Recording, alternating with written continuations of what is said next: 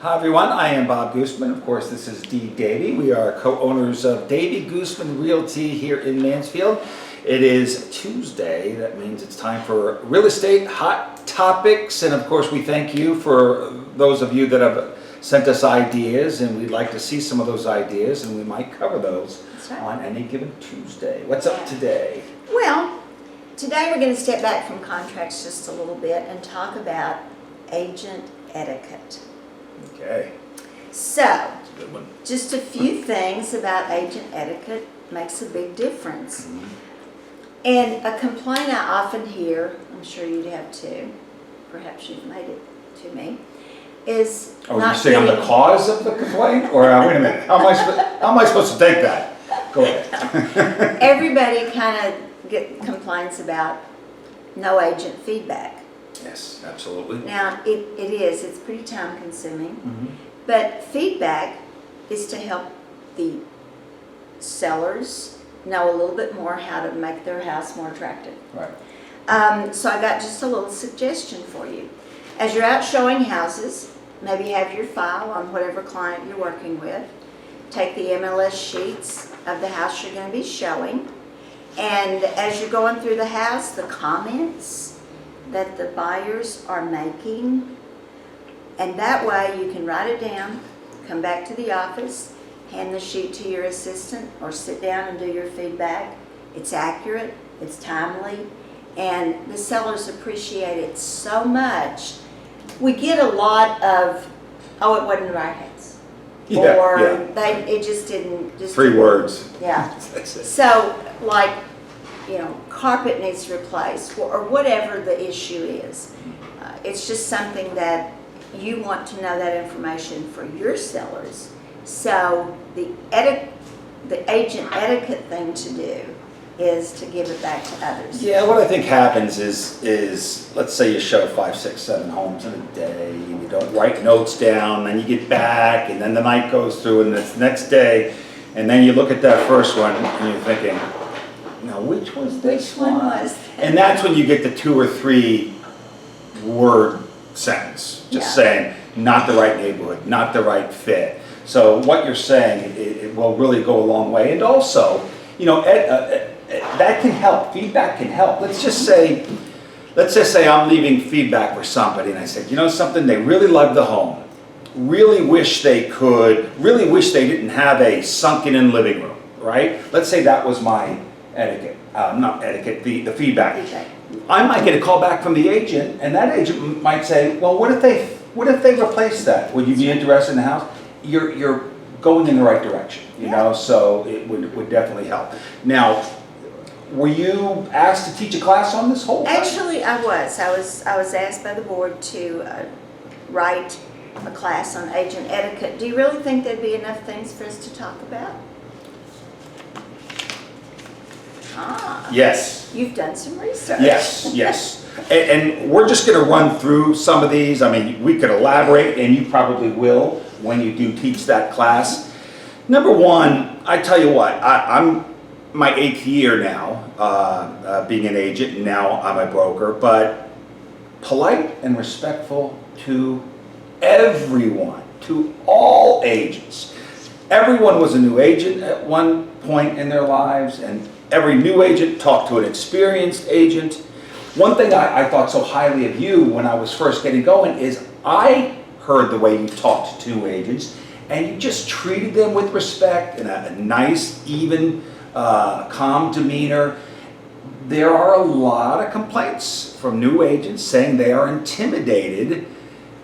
Not only just intimidated, they are treated differently from certain agents that have a lot of experience. And I earlier I used the word bully. She did not want me to use the word bully, but you feel that way if someone's trying to get their point across and you're a new agent and you feel sheepish on things like that. It's just not in a good position to be in. And remember, you're going to work with each other down the road again. So it's just so important to treat each other with respect. Don't prejudge agents. You could be out with, hey, we live in a small little bubble of real estate agents. someone might be at a party, might put down an agent, you know, and you've never met them. Yeah. You can't take that and, you know, you don't want that person to go and meet that person and say, well, I've heard you're not very nice. You know, you're thinking to yourself. Plus, that's against our code of ethics. Yes. Let's not forget that. That is true, and that's a big one, the ethics part. Says try to work out differences before involving others. What I've noticed, Dee, and you know something? I've been guilty of this as well. Sometimes you get a little bit, you take things too personal, like with repairs and things like that. Some agents get a little too involved. It's almost like, is this your house?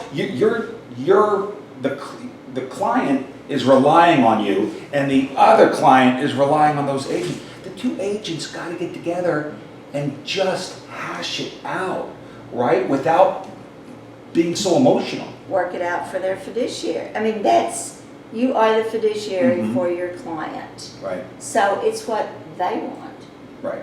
not what we as agents want. But don't you sometimes get that feel when you're negotiating with an agent and they're just, sometimes I want to say, is that what your client wants, or do you just want to win this argument?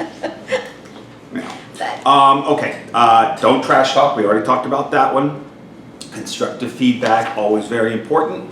Being punctual, you know. Always. It seems simple enough, but a phone call is very important. Update listings when you are done, when you are pending, when you are sold, things like that. So another agent doesn't make an appointment and calls you. My client loves this house. Oh, we just executed the contract, you know, yesterday, and it's still not showing as sold. Yeah. Read broker remarks and instructions before showing.